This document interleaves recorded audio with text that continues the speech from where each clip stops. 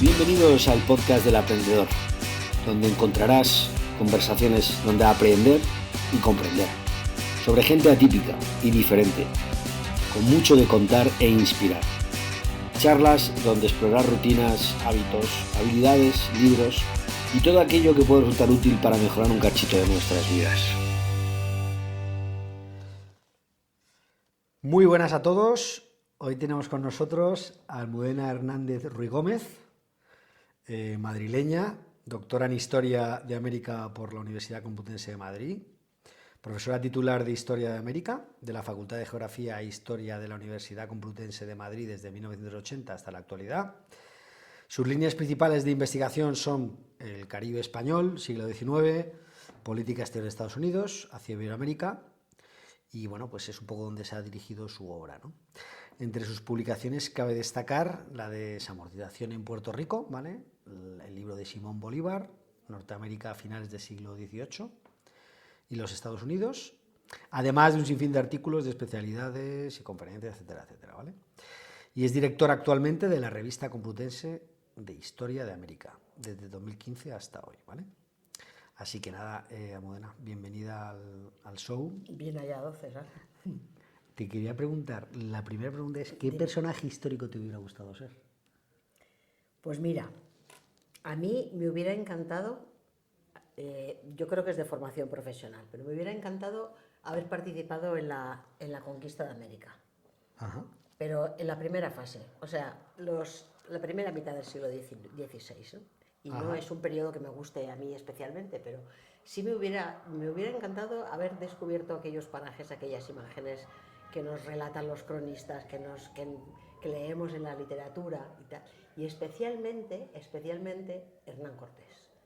Yo creo que Hernán Cortés hizo una tarea ahora, bueno, pues muy vilipendiado desde el otro lado del Atlántico. Total. Pero bueno, yo creo que hizo cosas interesantes, muy buenas, y sobre todo esa imagen de abrir los ojos de Europa a ese mundo americano. Porque nosotros estábamos, o sea, hablo de nosotros como los europeos, ¿no? Los europeos estaban acostumbrados, como decía un profesor que teníamos, el Ebro. El Ebro es un río extraordinariamente caudaloso, el Guadalquivir es larguísimo, los Pirineos son altísimos.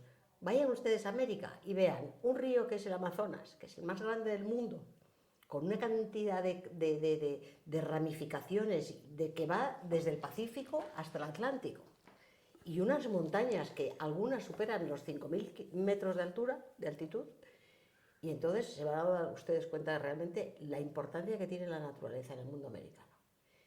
Y ese descubrimiento de la naturaleza a mí es una cosa que me gusta mucho.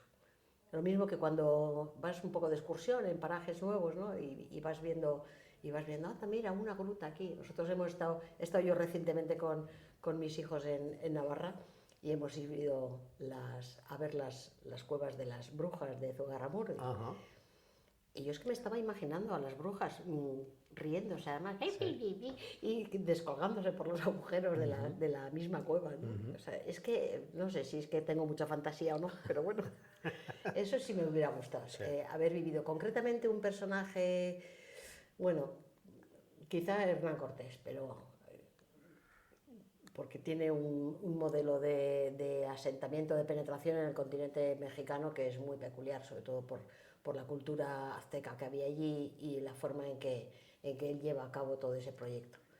Pero sí me hubiera gustado ser alguno de esos conquistadores de principios de siglo.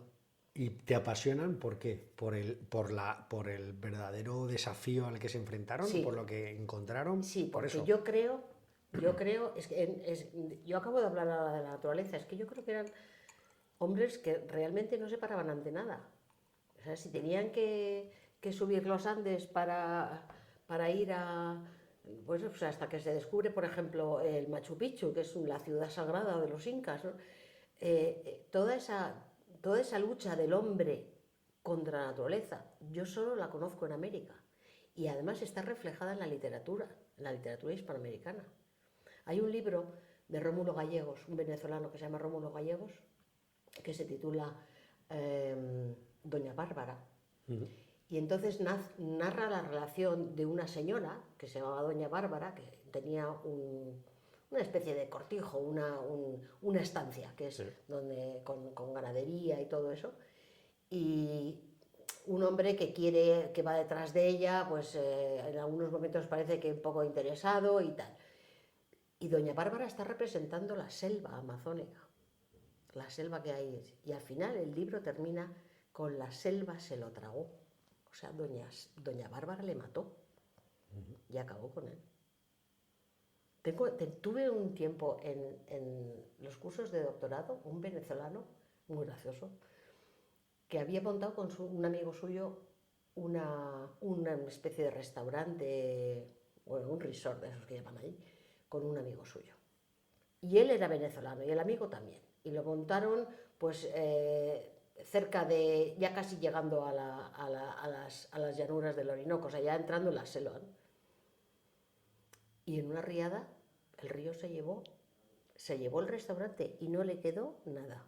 Qué bueno. Ya. O sea, es que la naturaleza, te come, ¿no? Ya.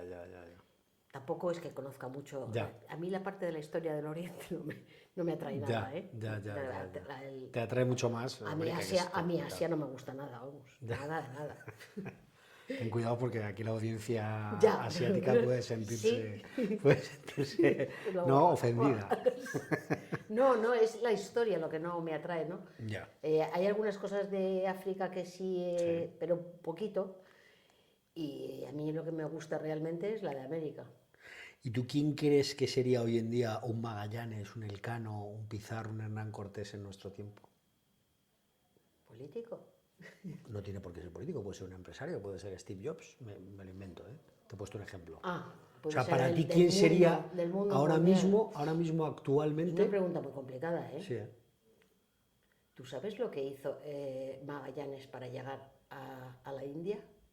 Es que desde que cruzó el estrecho de Magallanes, que tuvo unas tormentas brutales, que uno de los barcos huyó hacia España y que otro debió quedar medio muerto, lo que tardó de cruzar el Cabo de Hornos hasta que llegó a la isla de, creo que fue la de Timor la primera que paró, 5 meses. No. A ver, ¿eso quién lo aguanta? No. Sí. Entonces, a mí es una cosa que es lo que me sorprende, ¿no? De esa época, de estos primeros hombres que realmente son titanes, son tíos que bueno, les ponían un casco y aparte el calor que hace allí, porque sobre todo en la zona del trópico, no sé, te ponen a ti una coraza de metal con unas pantorrillas, con los codos y con la coraza, y yo creo que nos morimos dentro, Claro. con el calor que hace. Ya. Aparte, Ya. O sea, el olor. El olor. ¿No? Ya. Bueno. Ya. Yo O sea, que creo- asemejar a alguien de aquí a mí me cuesta, es complicado, ¿no? A mí me cuesta mucho, ¿eh? A mí me O sea, en cuesta cuanto mucho. a lo que es el sufrimiento, Sí, la capacidad de resiliencia que llaman ahora, ¿no? Sí. Que es un poco lo que, ¿no? Lo que hacía esta gente, ¿no? O sea, podría decirse que podría ser hoy en día, pues yo qué sé, una persona que se va a África a ayudar. Pues no sé, a lo mejor la Madre Teresa de Eso te Calcuta, iba a por decir. ejemplo. Iba a decir Madre Teresa de Calcuta. Sí, a lo mejor esa mujer, Ya. pero tendría que empezar a investigar, sí. Pero a lo Ya. mejor ella, claro, ella ha hecho una labor muy peculiar y magnífica, ¿no? Sobre todo con niños y con mujeres que estaban en ciertas situaciones delicadas. Pero déjala con una espada y que se ponga a subir montes y uno detrás de otro y uno detrás de otro. Ya. No sé, yo creo que físicamente la gente... Es verdad que estos españoles que llegan en los primeros momentos vienen de la Reconquista española, de la península ibérica. Y parece que es lo que de alguna manera marca el carácter de ellos. No es el acabar con el infiel, que ese era el objetivo de la Reconquista, pero sí había que perseguir unas coordenadas casi siempre además favorables para la monarquía, para el rey, y el rey en cierta medida, pues, o ellos al menos muchos de ellos acabaron abandonados, arruinados, en fin.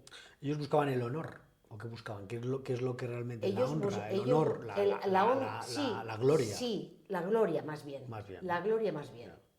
El honor yo Bueno, el creo que honor lo, igual es otra lo palabra, defendían ya. ellos, Ya. lo defendían ellos, pero la gloria sí.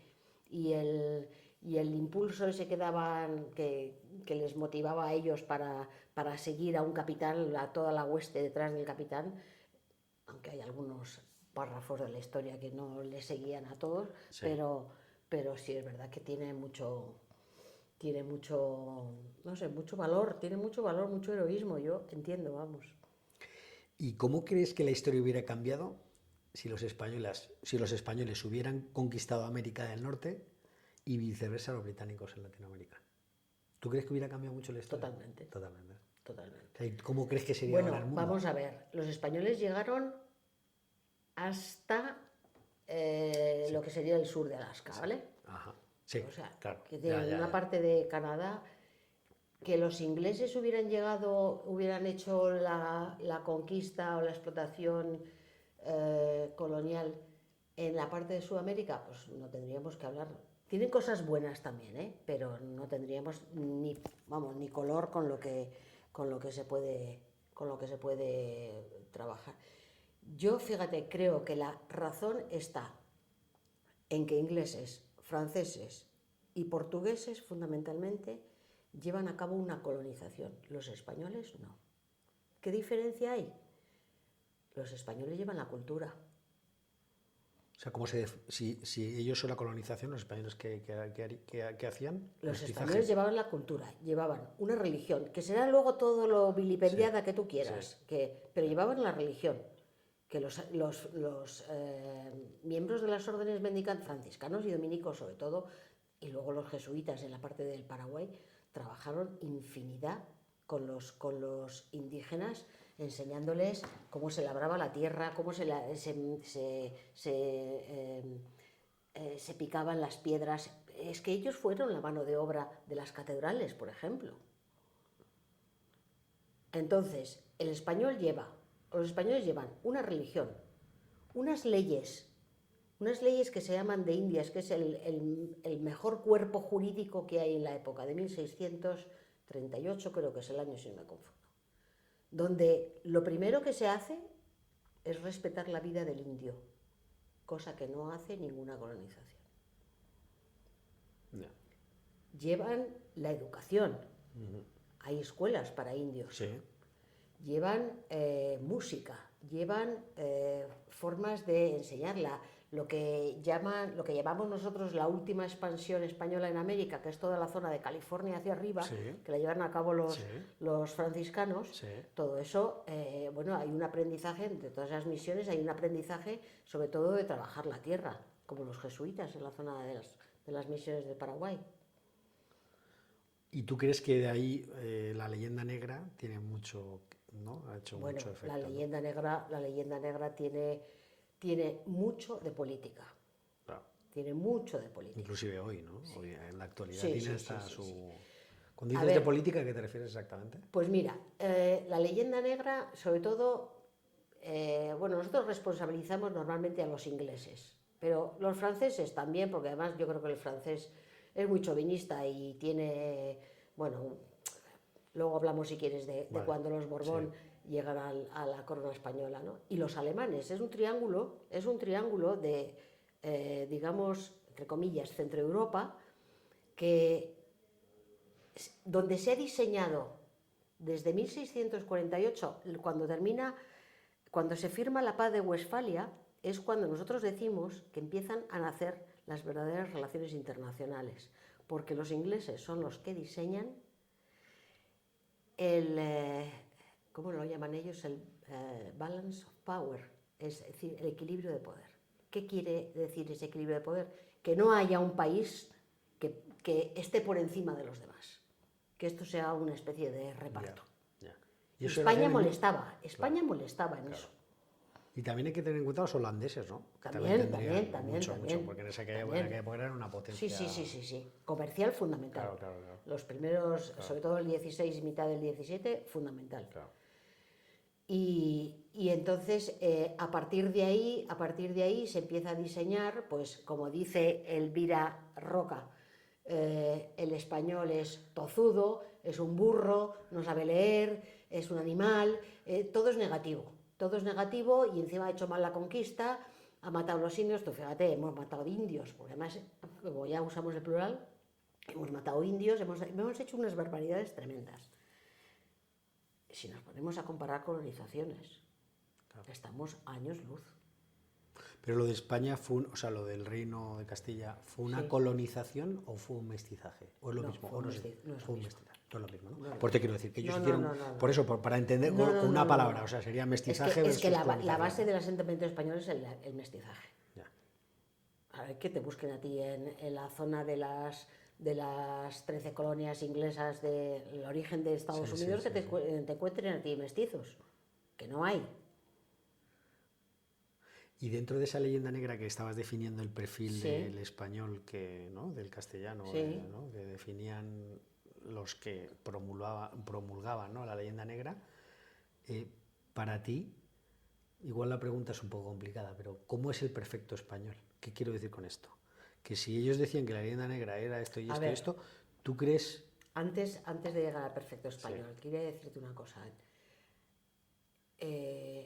La existencia de la leyenda negra, yo creo que los españoles tienen mucha responsabilidad. ¿Por qué?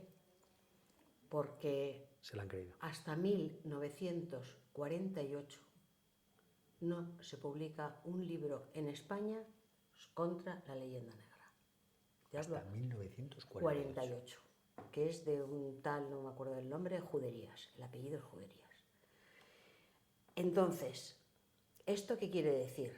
Que en este país, cuando hay que defenderse, o nos defendemos a puñetazos o no nos defendemos, el poder de arriba, digo, no hace nada para evitar esto. Y ahora vendría una de las preguntas que tú me vas a hacer más tarde, que se llama la marca España, que yo estoy muy en contra de eso. Claro. A mí la marca España es que me suena, voy a decir una ordinariedad, a calzoncillos Calvin Klein. Ajá. ¿Pero esto qué es? Claro. Es que nosotros tenemos que tener una política donde se defina perfectamente cuáles son los principios. ¿Dónde encontramos eso? Cuando somos así, de Somos pequeñitos. pequeños. Cuando somos pequeñitos. Si no educamos. Hace unos 4 o 5 años estuve yo en una reunión, una gente que quería saber un poco cómo se podía impulsar el desprestigio que la monarquía española estaba teniendo en España. Y estaban todos hablando había una diputada de Girona y gente ahí. Yo estaba escuchando y yo decía, ¿esta gente qué está haciendo? Entonces, cuando yo tomé la palabra, dije yo creo que estamos todos muy confundidos. Yo creo que si queremos cambiar algo en el país, en la sociedad nuestra, o empezamos a trabajar desde la más tierna infancia, no hacemos nada, ¿eh? No hacemos absolutamente nada. Nada de nada. Entonces, la pregunta que me habías hecho era... Realmente es como si has definido la leyenda negra que decía que el español era así, Sí. para ti, ¿cómo es el español el de ahora. actual? El de ahora. Bueno, pues es un... Visto a los ojos de una historiadora Sí, que sí. conoce cómo era el español hace 4 siglos, Sí. o 5 o 6, Sí. y cómo es ahora. A ver, yo creo que hemos evolucionado Sí. favorablemente, Sí. por si no sería lamentable. Yo creo que hemos evolucionado bastante. Creo que se ha subido bastante el nivel de formación intelectual, quiero decir, Sí. de aprendizaje intelectual. Sí. Es decir, ha habido generaciones que han empezado a ir a la universidad y que, aunque no todo el mundo sirve para ir a la universidad, pero en líneas generales ha sido un camino que ha facilitado bastante Sí. los debates. Pero tú ves, por ejemplo, hoy un debate en televisión de cualquier tipo, cadena o presentador, que me da igual, o con cualquiera de los... Y es que si no terminan gritándose unos a otros, si no dejan terminar lo que está expresando una de las personas que está ahí en ese debate. Si es que lo importante es interrumpir y formar y gritar. Y entonces, no, porque tú no... Entonces, obviando eso, que yo creo que... Yo hace mucho que ya no veo televisión, entonces yo creo que, obviando eso ya, yo creo que ojalá ya no nos represente más. pero yo sigo pensando que todavía hay gente buena que en la vida puede facilitar el trabajo a los demás. Yo creo que eso, es decir, no solamente hay que ser solidario cuando el volcán de La Palma explota y mandamos dinero o queremos ir a ayudar, que me parece estupendo, ¿eh? No lo estoy criticando, pero, pero sea usted solidario con la persona que tiene al lado. Ya, ya. Sí, eso pasa mucho, ¿no? Hoy en día, ¿no? De Sí. que la gente piensa en el pobrecito de a Yo- 6.000 kilómetros y Sí, no se ocupa de fíjate, su abuelo, ¿no? yo con el tema de la pandemia, cuando tú estás escuchando a lo mejor las noticias y de repente España es un pueblo súper solidario, tú dices, súper solidario, pero si estamos en plena pandemia y cada uno quiere una ley para el mismo. O sea, creo que el egoísmo, yo creo que está muy dentro de nuestro carácter. Ya. Entonces, no solamente los políticos, es que vas por la calle hablando de estos temas. Yo no sé para qué tengo que llevar la mascarilla. Pues yo quiero ir en el metro, yo qué sé, descalzo, cualquier cosa que se pueda ir. Sí. Entonces, eso es lo que nos falta como pueblo. Y eso, por ejemplo, en Estados Unidos, que tienen una idea de comunidad bárbara, bárbara. Tú, para ser profesor de universidad, tienes que hacer primero trabajos de comunidad. Esa es la idea que nos falta a nosotros. Lo decía Escotado, decía Antonio Escotado Sí. que un pueblo es rico por lo educado que es, por la educación que tiene. Ahí se demuestra, ¿no?, la riqueza de un Sí. pueblo, ¿no? Sí. Hablaba, por ejemplo, de pueblos como Suiza, ¿no? Donde, bueno, pues si tienes que entrar en un vagón de tren, pues el hombre deja pasar, por ejemplo, Sí. por un ejemplo, o vas por una acera y, bueno, pues hay una persona mayor, la dejas pasar y luego... Pero eso no pasaba en este país hace muchos años. Claro. Entonces, ahí a mí, yo siempre me he planteado esa pregunta, ¿eh?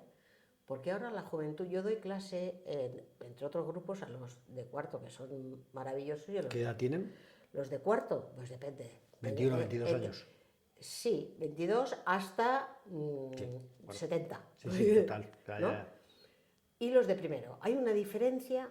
Yo noto además que cada 2, 3, 4 años como mucho vienen peor. Primero, peor formados. Ya. Primero, peor, no sé si es por los planes de estudio, pero primero vienen peor formados. Y maleducados. Ah, sí. Y maleducados. Pero una cosa, pero vamos, brutal. Brutal, ¿eh? Ya. Yo una vez fui a entrar en clase y me los encontré con unos tirachinas tirándose, Sí. y digo yo, ¿os habéis dado cuenta que estáis en la universidad? Claro. O sea, que esto no es un choteo, macho. Pues Eso, yo tengo una teoría, que luego cuando la cuento en voz alta, la gente me dice, estás tirando piedras contra tu propio tejado. Yo creo que no. Yo creo que a raíz de entrar la madre en el mundo laboral, los niños cuando vienen del colegio están solos, pues es muy fácil ponerse con la PlayStation a jugar, en vez de estar, vamos a merendar, primero vamos a organizarnos, primero se merienda, descansamos un poquito y luego nos ponemos a estudiar. No. No sé si habrá sido tu caso, pero yo en mi casa siempre ha estado mi madre, por las tardes por lo menos, cuando volvíamos del colegio. Sí, A mí me decía una compañera, es que mi hijo es el niño llave, lleva la llave de casa aquí, colgada en el cuello. Claro. Y yo decía, qué tristeza. Llegar a casa y que no haya nadie, Claro, ¿no? Claro. Entonces, si ese niño no está bien enseñado, bien formado, porque hay diferencia, ¿eh? No es lo mismo la formación que la educación. Bien, pues entonces, desde el punto de vista del futuro que le queda a esta sociedad y a nuestro país, yo creo que hay que diferenciar mucho y muy bien entre educación y formación. Es decir, en tu casa te educan. Tú no llevas a los niños al colegio que les eduquen. Les llevas para que les formen, para que les enseñen. Se supone que el niño tiene que llegar, sobre todo con el rodaje del tiempo y de los años, pues tiene que llevar a un nivel de educación en el sentido más estricto de la palabra. Yo recuerdo un par de hazañas que me han pasado precisamente aquí, en la calle de al lado, donde había un grupo de chavales del instituto que tenemos arriba, estaban en la hora del recreo, al pasar estaba lloviendo, pero había andamios, eran como 3 en cada lado de los andamios, no dejaban pasar, yo levanté el paraguas, le di sin querer a uno en la cabeza con el paraguas y... Perdona, le dije, perdona, que es que como no dejáis pasar, y según ya terminé de pasar a la banda de los chicos, oigo que dice: la próxima señora que pase y me dé con el paraguas, la reo yo en la cabeza. Un chaval de 16 años, no tendría más, 15. Y me volví para él, bueno, yo es que cuando noto eso... Y le dije, qué valiente eres delante de tus colegas, por no decirte otra cosa peor. O sea, estos yo los oigo salir de clase, tanto a la hora del recreo como a la hora de las 2:30, y es terrible lo que oyes. Es terrible lo que oyes. No. Porque lo más bonito que dicen yo creo que es hola. Bueno, entonces... Entonces yo pienso que, bueno, que si tú vas al colegio y en el colegio te enseñan matemáticas, literatura, lengua, historia, geografía, física, química y todo lo demás, pues serás un tío bárbaro. Serás un tío bárbaro. Y además luego idiomas, que en este país no se estudian. Pero educación nos falta mucho y yo creo que la estamos perdiendo. Y eso a mí me duele mucho. A mí me duele mucho. Mi hijo con 5 años, no, cuando vinimos aquí a esta casa, 4 años tenía, abría las puertas para que pasaran las señoras. Y todas las señoras le decían, ¡ay, qué rico, qué mono! Está educado así, está enseñado. Y si tú no haces eso con los tuyos, pues apaga y vámonos. Y eso yo creo que es muy grave, ¿eh? ¿Y tú crees que hay remedio o no? Pues como no cambiamos las normas. Es decir, yo conozco muchos ciudades y pueblos y villas y países del mundo que ahora llamamos latinoamericano, que es un término que a mí no me ha gustado nunca, pero bueno. ¿Cómo deberíamos llamarle? Yo creo que Hispanoamérica. Si te estás refiriendo al mundo que fue español, Hispanoamérica. Si unimos a Brasil, Iberoamérica. Iberoamérica. Sí. Entonces, si tú realmente ves lo que es el juego de las pandillas, la actitud de los chavales en las ciudades, no te voy a decir solamente poca urbanidad o nula urbanidad, es que además son agresivos. Yo es que a veces tiemblo cuando veo cosas y digo, vamos a terminar igual que estos. Yeah. ¿No? Y a mí esa falta de educación me parece dramática. Dramática. Me parece muy fuerte. Uh-huh. Volviendo un poco al concepto de la historia contemporánea y tal, ¿cuál crees que es el hecho más relevante de nuestra historia, o sea, que haya afectado a nuestro día de hoy? ¿A la de España? Sí, me refiero a los últimos 200 años. La guerra civil, la transición, la pérdida de Cuba, ¿cuál crees tú que ha sido? 200 años, sí. Nos ponemos... O sea, lo que más nos ha afectado en lo que somos hoy. Lo que sería todo siglo XIX y XX, sí. Por ejemplo. Para tener una perspectiva, porque lo que más nos ha afectado es la guerra civil. La guerra civil. Y luego la mala utilización que se sigue haciendo hoy en día de la guerra civil. Con todo lo proceso que lleva en sí, es decir, la imposición de una dictadura que se ha impuesto a la fuerza, que ha dado un golpe de Estado, que ha derrocado a un gobierno legítimo, que prácticamente los pueblos europeos miraron para otro lado y que aparentemente, salvo honrosísimas excepciones, nadie echó un cable. Y a partir de ahí, bueno, pues hacer tabla rasa de todo y el que esté de acuerdo bien y el que no, pues o lo llevas a la pared del cementerio de la Almudena o tiene que cogerse un barco y marcharse a América, que es donde más exiliados españoles hay. O sea, que dirías que la guerra civil, ¿no? En todo, ¿no? Sí, sí. Y eso que la guerra de Cuba, que fíjate que la llamamos el desastre. Pero no llamamos el desastre cuando se perdieron los virreinatos y fue un desastre mucho mayor. Explícalo un poquito mejor. Pues nosotros perdemos el virreinato de Nueva España, parte de lo que hoy es México y algo más, que era el virreinato favorito de los españoles y de la monarquía. ¿Que eso es el siglo? Cuando se pierden las independencias, sí. Principios del XIX. Principios del XIX, ¿no? 1808, 1812, algunas terminan más tarde, hasta el 24 prácticamente es el periodo que utilizamos, ¿no? Y Virreinato de Nueva España, el de Perú, el del Río de la Plata, el del Río de la Plata tenía los países que hoy son Uruguay, Paraguay, Brasil, parte de Bolivia y parte de Chile. Argentina dirás, perdona. No, Es que he parte dicho de Brasil. Bolivia, no, es que es parte de Brasil, Ajá, del sur vale, de Brasil. Vale.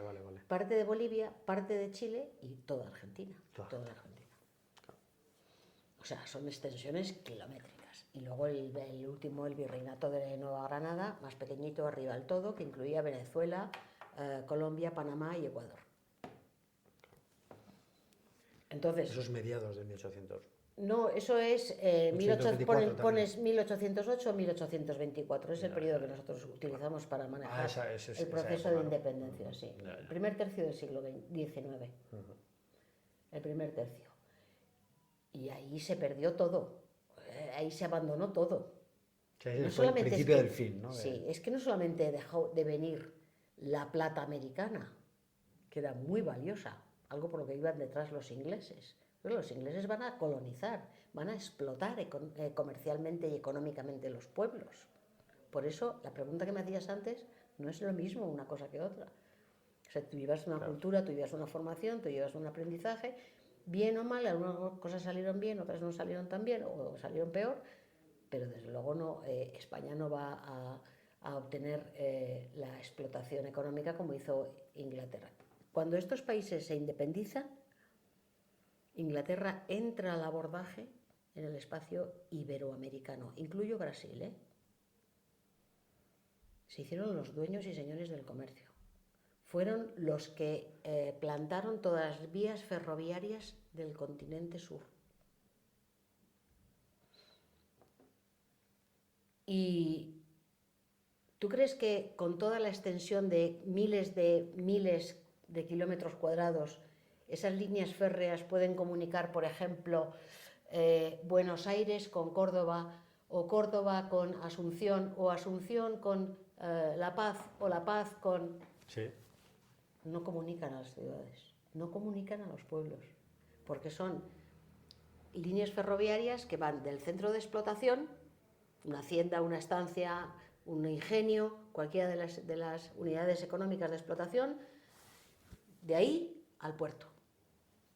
Los llamamos, están así distribuidas, sobre todo en Uruguay y en Brasil. Este es el puerto, por ejemplo, de Montevideo, que es un punto ya próximo, y todas las líneas ferroviarias van, esto se llama en forma de abanico, es decir, las varillas del abanico se abren para ir de aquí a aquí, tienen que ir aquí, tienen que venir aquí. Sí.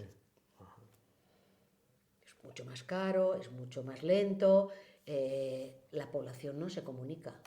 Claro, América tiene una inmensidad, una naturaleza inmensa, pero tienes que comunicar a las poblaciones. Si no, pues estás perdido. Ya. Vale, quería comentarte un poco, enlazándolo con la actualidad, ¿no? Tal y como se suceden los acontecimientos, ¿no? Ahora mismo estamos viviendo la cuarta revolución industrial, dicen, ¿no? Pues todos los desarrollos tecnológicos de inteligencia artificial, la tecnología. Es decir, hay unos cambios brutales ahora mismo que estamos viendo que no somos ni conscientes, ¿no? La tecnología cambia. ¿Cómo se estudia esto desde la perspectiva del historiador? Porque ¿qué tienen que pasar 5 años para poder tener una visión actual?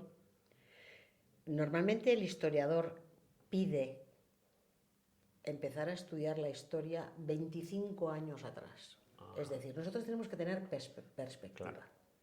Si no sabemos qué tipo de sociedad tenemos, qué tipo de economía utilizamos, o qué tipo de transportes manejamos, o qué tipo de gobierno hay, por decir de alguna manera, si eso no lo controlamos, porque en los países hispanoamericanos hay un golpe detrás de otro. Quiero decir que lo mismo puede haber un presidente, digamos, liberal, de uno que sea conservador, de uno que sea más, ¿cómo diría yo? Es que democrático me parece un poco demasiado.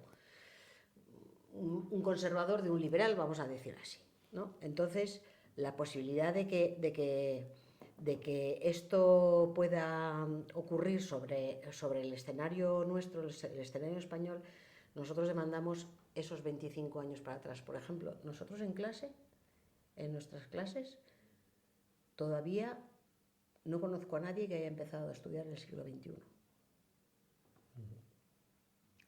Eso lo hacen los periodistas, Claro. mis amigos favoritos, y los politólogos, que también tienen la obligación un poco de rastrear lo que hay en el fondo de ciertos organismos, ¿no?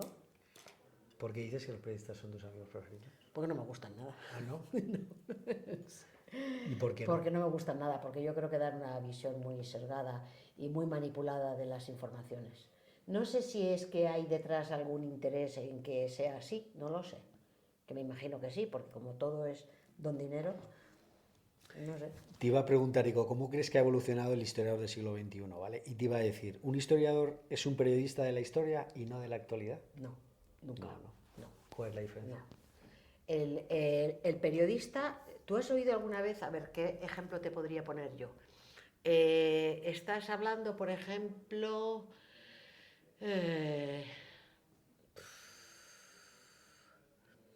pues imagínate, la guerra de Ucrania, por ejemplo.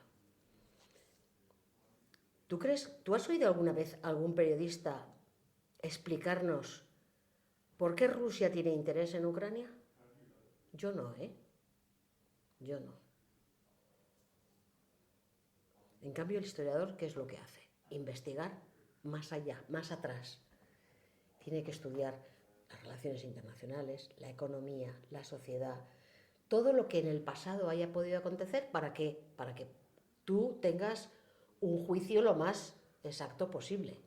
Que aparte de eso luego tenemos gente que está un poco ida de la olla, pues sí, es verdad, pero es así. Ya. Es así. ¿Qué es lo que está buscando este señor ahora? Pues me imagino que estará señor buscando Putin. quedarse con Crimea para para tener el cierre y el paso en el Mar Muerto, en el Mar Negro, y a partir de ahí no sé si el proyecto suyo será quedarse con Ucrania, no lo sé. Ahora, menudo valor tienen los ucranianos, porque a nosotros se nos ha olvidado que existe una guerra, ¿eh? ¿Te has dado cuenta? Al principio éramos muy pro-ucranianos, pero ahora ya ese es el tema de la solidaridad, Ya.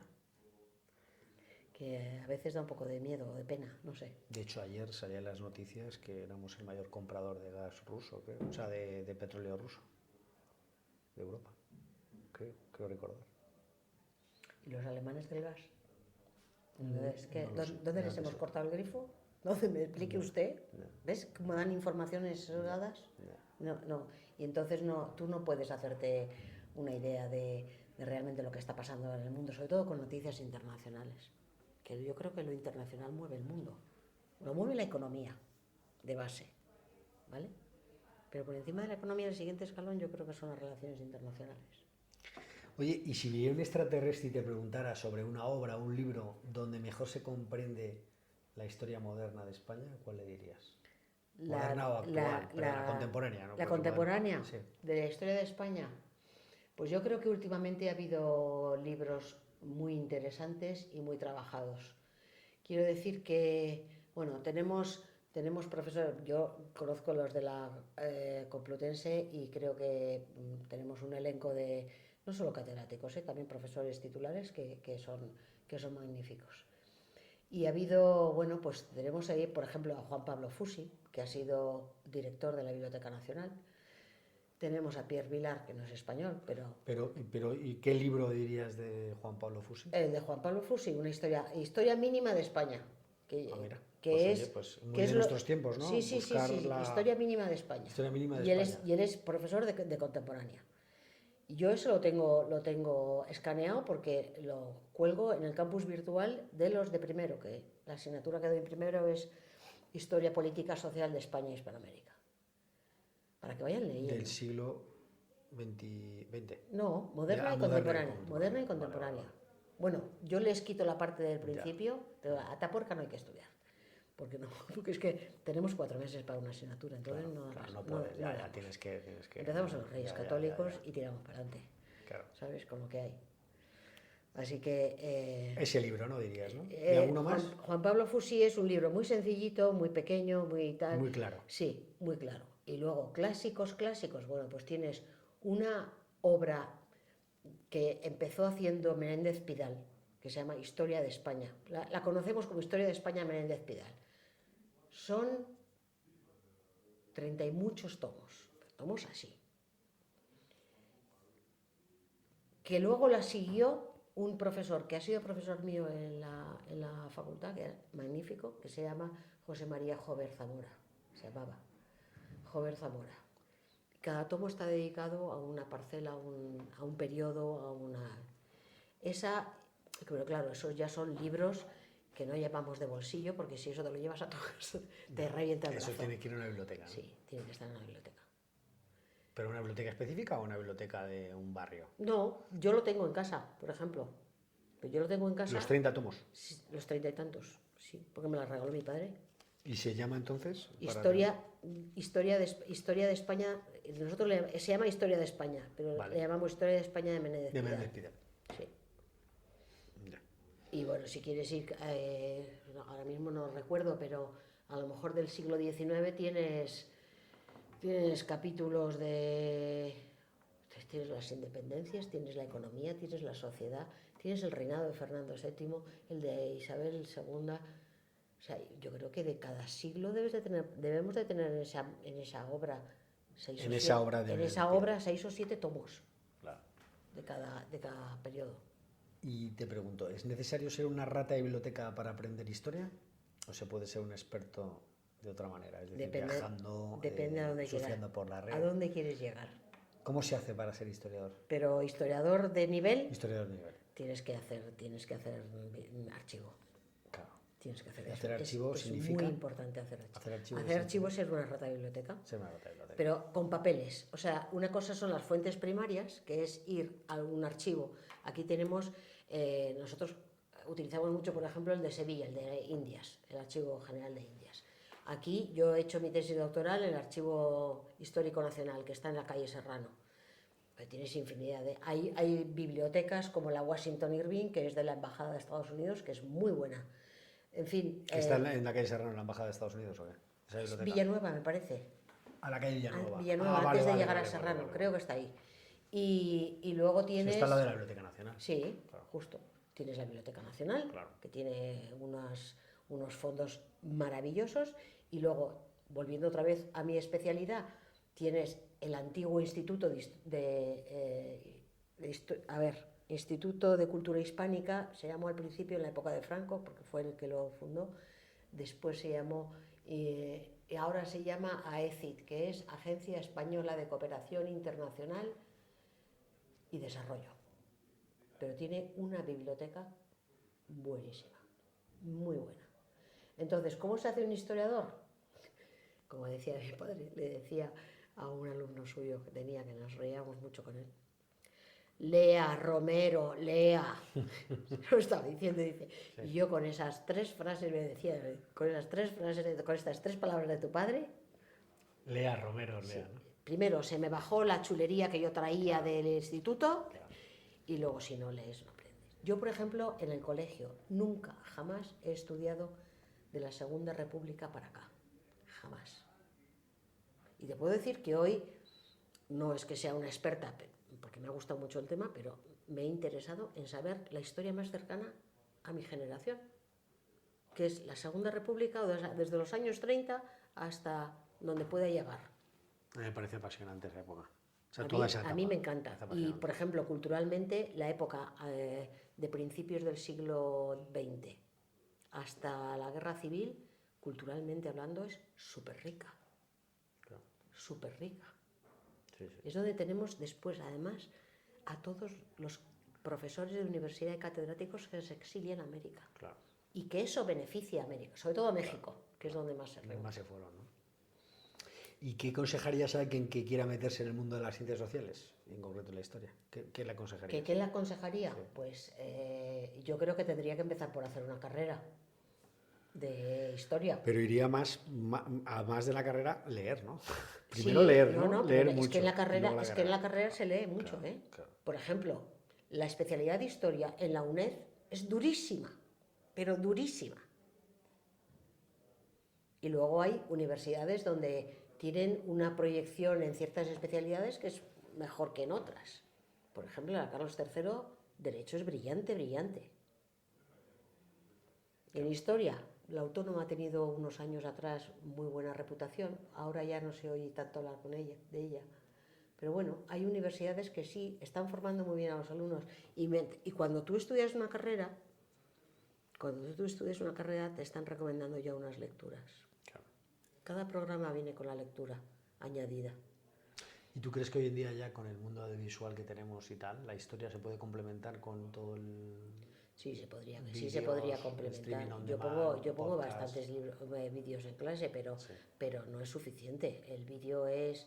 Bueno, a veces hasta ves alguno que se ha quedado dormido, porque cuando tengo la clase después de comer, pues se quedan ahí roques. Sí, sí, pero sí. pero yo creo que es mucho más importante leer. Es que además, si tú lees un libro, tú imagínate que tenemos una hoja así, escrita por Ramón Menéndez Pidal, por ejemplo, de su historia de los heterodoxos, y tú lees la primera hoja, la leo yo, y seguro que no interpretamos lo mismo. Claro. Pero si te pasa con las novelas, Sí.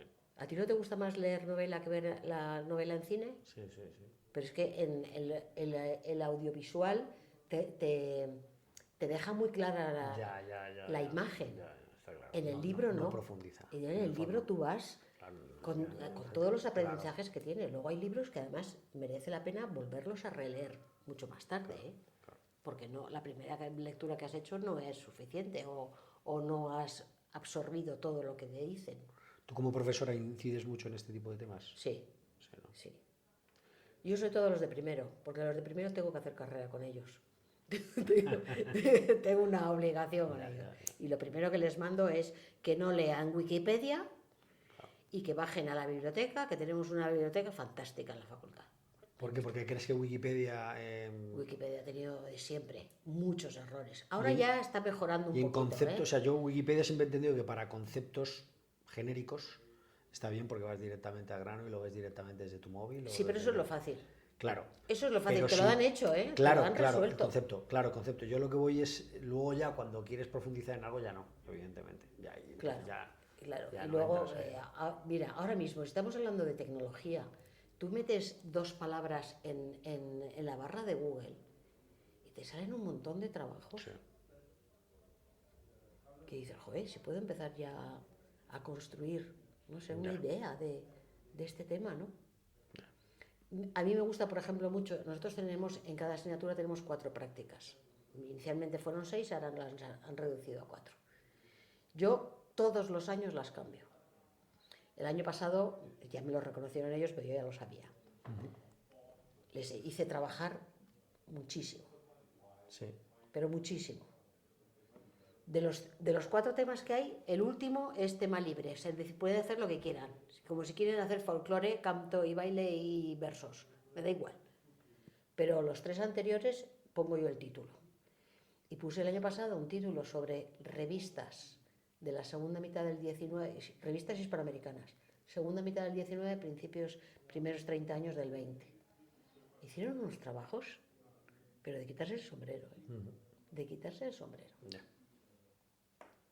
Y eso les sirve luego a ellos, si quieren seguir, porque es muy raro que luego sigan ellos la carrera universitaria. Es decir, que hagan el doctorado y que hagan oposición, es muy raro. Es raro, ¿sí? Es muy raro. Es muy raro. ¿Y por qué? Pues no lo sé. Yo no sé si es que se matriculan en la universidad un poco para salvar 4 años de... Para tener un título. Para tener un título, 4 años de nobleza, 4 años de tener la mente ocupada en alguna cosa. Hombre, de alguna manera salen también un poco más formados. Pero no tienen la preocupación de decir... O sea, tenemos habas contadas, ¿eh? Yo es que quiero hacer la tesis doctoral en el departamento. Claro, tú cuando oyes esto, pues les haces la ola. Claro. Porque es un departamento además que tuvo mucha proyección hacia arriba hasta el 92. Y a partir del 92... ¿Ah, sí? ¿Y eso por Pues qué? es un poco como las Olimpiadas. ¿Ah, sí? ¿Por qué ganamos? Ganamos, digo yo, como si hubiera Ya. competido, Bueno, oye, como ellos, ya, ¿no? ya. ¿Por qué ganamos tantas medallas de oro, plata y bronce en el 92 en Barcelona? Porque se había invertido. Ya. ¿Por qué se proyectó ese 92 para conmemorar los acontecimientos del quinto centenario? Que yo creo que es el acontecimiento de la humanidad más importante de todos, por lo que generó todo el proceso de llegada, de asentada y de vuelta.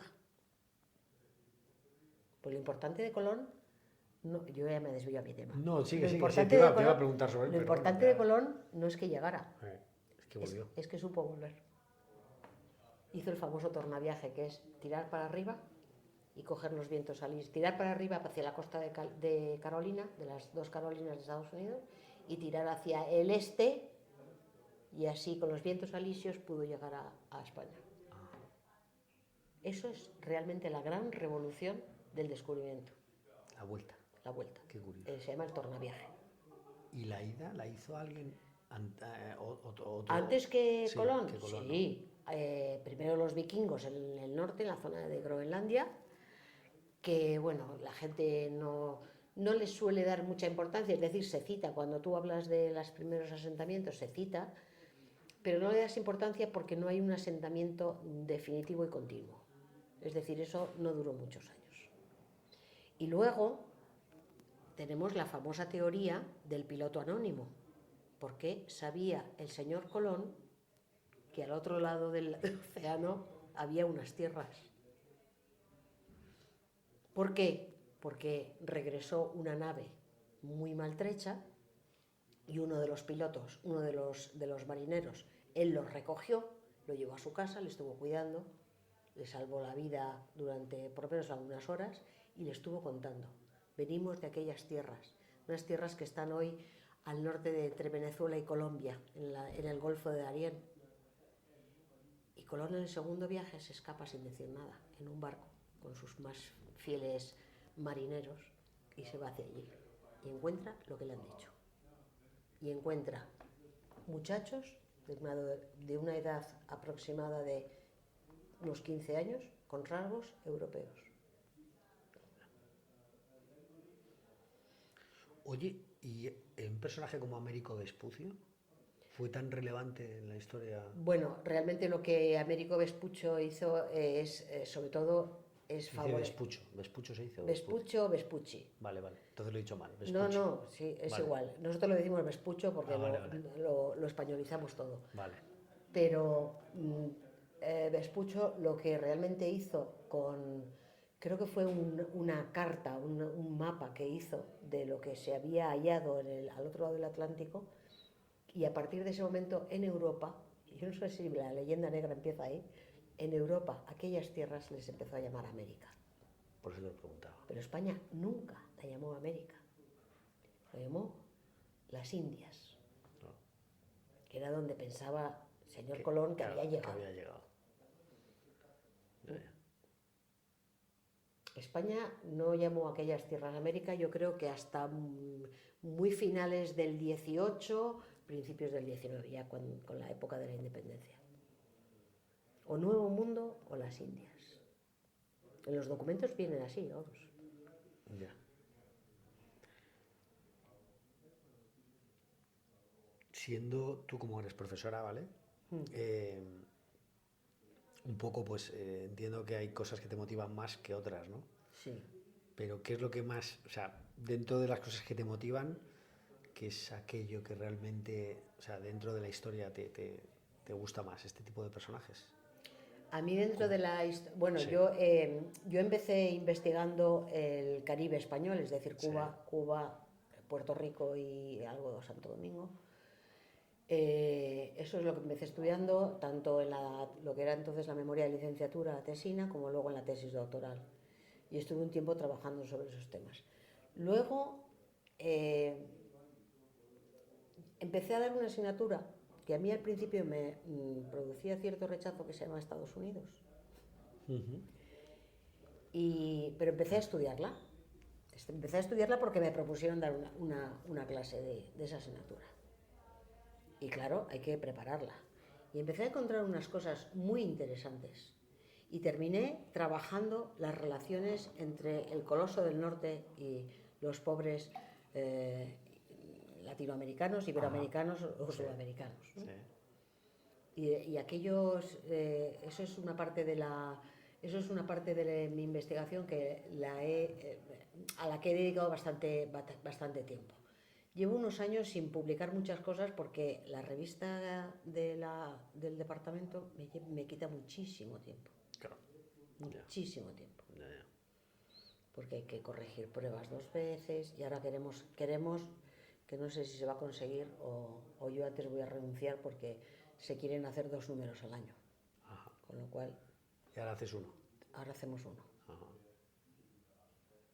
Bueno, y tú siendo historiadora, que en los últimos 5 años, ¿qué nueva creencia, comportamiento o hábito ha mejorado más en tu vida? ¿En la mía? Sí. Pues yo creo que he aprendido sobre todo, no sé si decir control, ¿no? O sea, yo, pues hasta cierto tiempo, y yo no sé si han sido mis hijos los que, porque muchas veces te apetece rearles, te contienes, ¿no? Entonces no sé si ha sido a través de esas prácticas diarias de casa, pero sí he aprendido es decir, ¿cómo se dice la palabra? Como a frenar, ¿no? No saltar inmediatamente a la yugular de nadie, Sí. que a veces te dan ganas, pero pues eso, lo que te contaba yo del muchacho este de aquí abajo, Sí.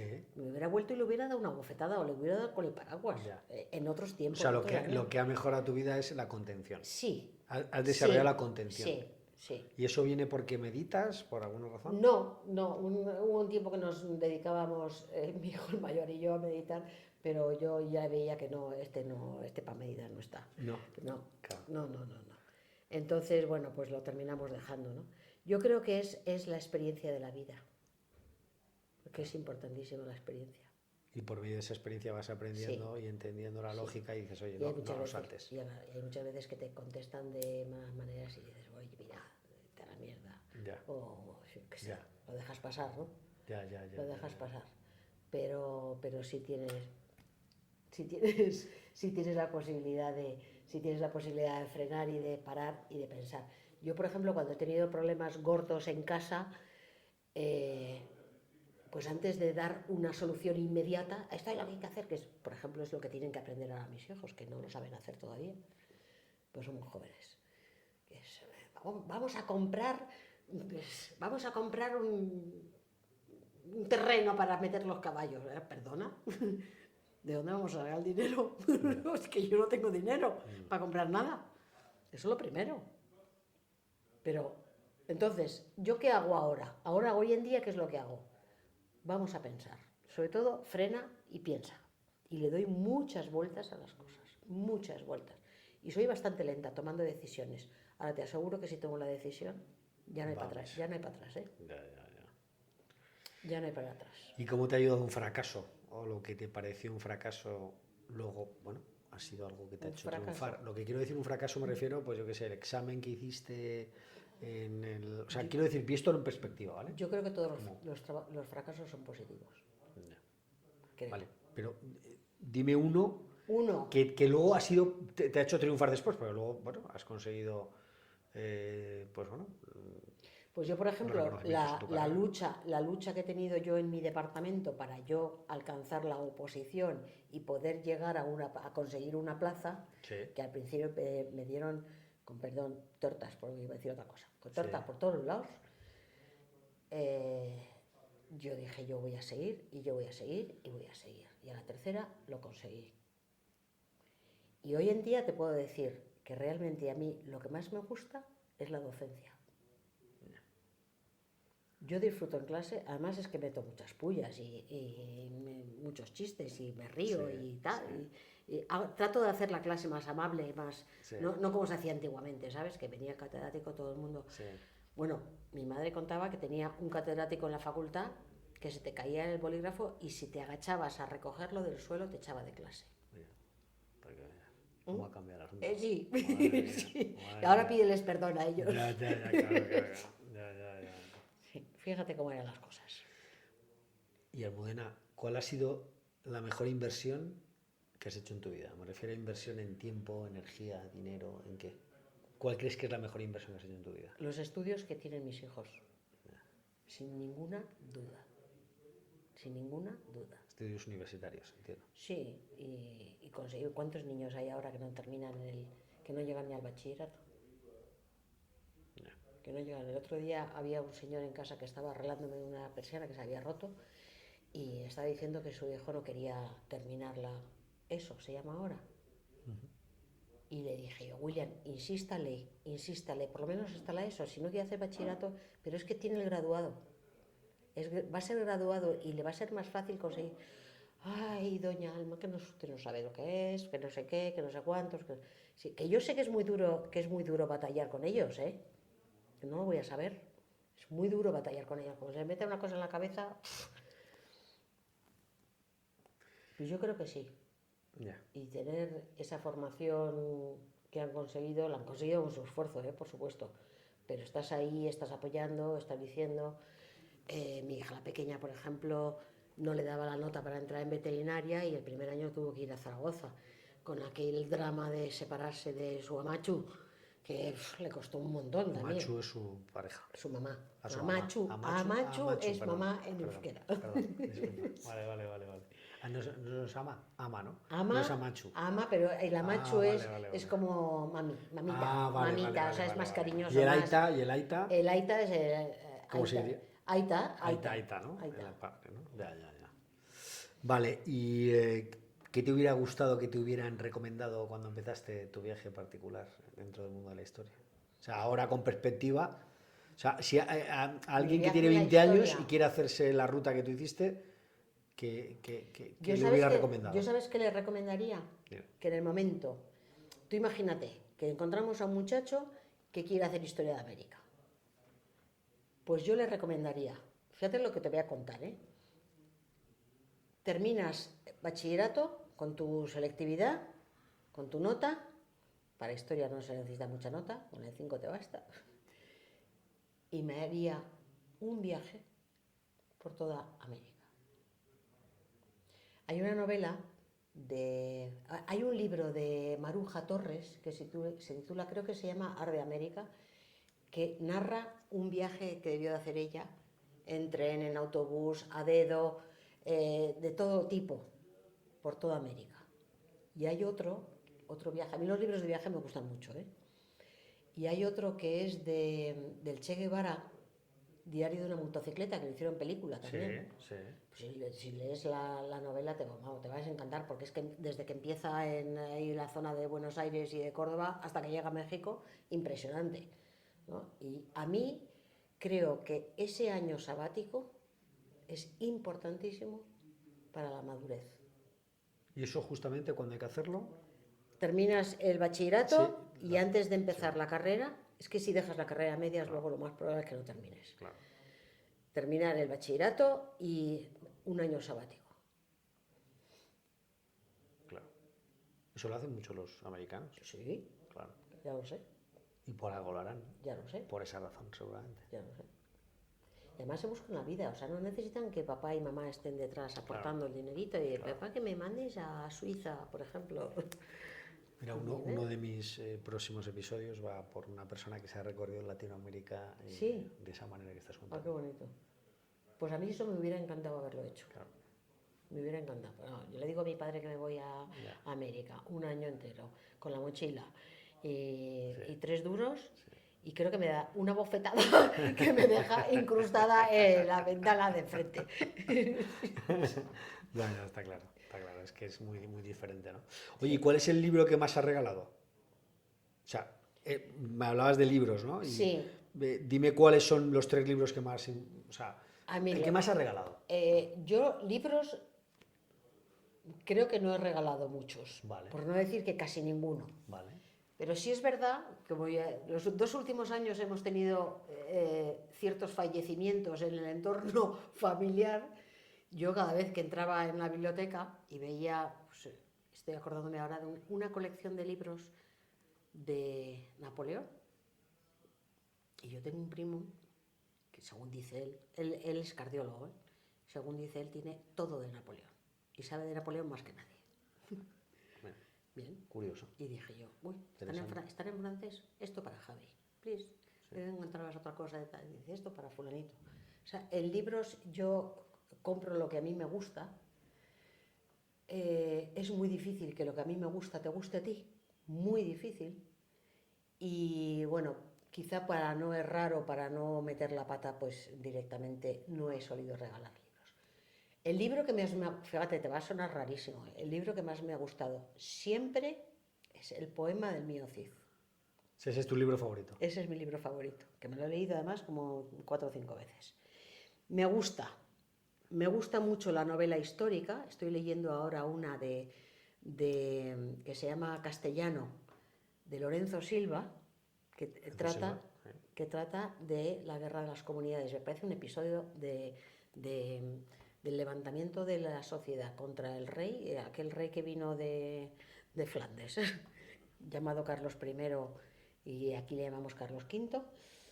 Ese episodio me gusta mucho y estoy terminando de leer esa novela. La novela histórica, te digo, me gusta mucho. Y luego tengo un autor favorito en el mundo hispanoamericano que se llama Gabriel García Márquez. Que ahí, a mí es que me parece la caña. El top. Sí.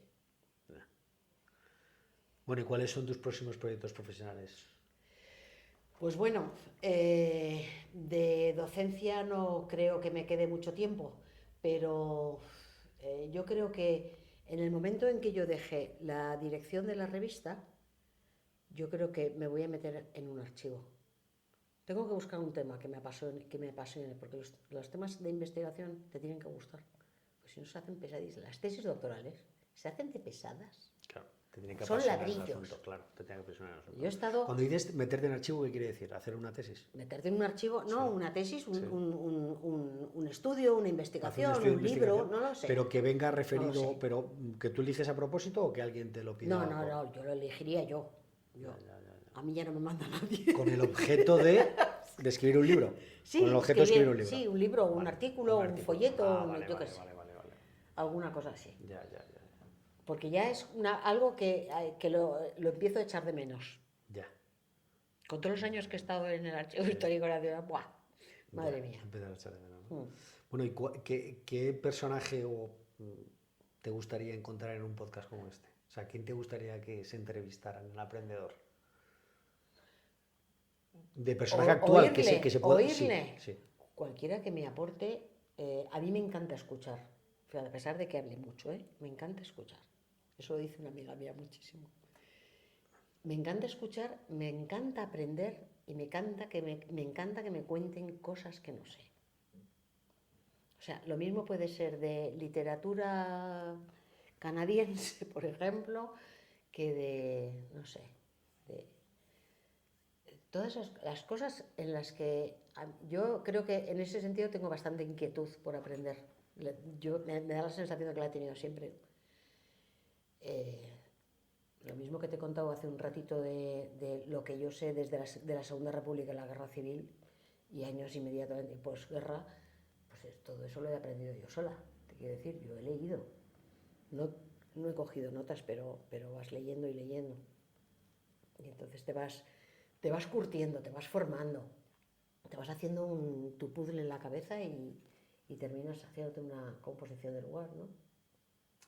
¿Hay algo más que quieras tratar o que desees añadir o que nos hemos dejado? No, darte las gracias por esta entrevista tan simpática y amable. Y me ha encantado estar aquí contigo y poderte contar cosas de mis propias experiencias, ¿no? Pues muchas gracias, Almudena. El placer Nada. ha sido mío. Y quería comentarte, ¿tienes alguna red social o algo que te puedan...? No. ¿No tienes redes sociales? Ni la voy a tener nunca. No la vas a tener nunca. No. O sea, no hay manera de contactarte ni por un mail ni nada, ¿no? No, por un mail sí, te lo Sí. doy yo ahora mismo. Ah, sí. Sí, Ah, sí. vale. Yo te doy ahora mi mail. Luego me lo das y yo te- lo pongo en las y notas claro que del sí. capítulo, ¿vale? Vale. Yo lo digo por la audiencia, porque igual Sí. hay alguien que pueda estar interesado en cosas de las que has claro, diciendo. claro. Yo te doy ahora mismo mi correo electrónico. Perfecto. Vale. Muy bien, Almudena. Pues muchísimas Bueno, gracias. Gracias a ti, César. Un Ha gustazo, sido un ¿eh? placer. Vale. Recuerda que puedes suscribirte en elaprendedor.com para no perderte ningún capítulo. Te espero en el próximo episodio con la próxima charla. Gracias y hasta la próxima.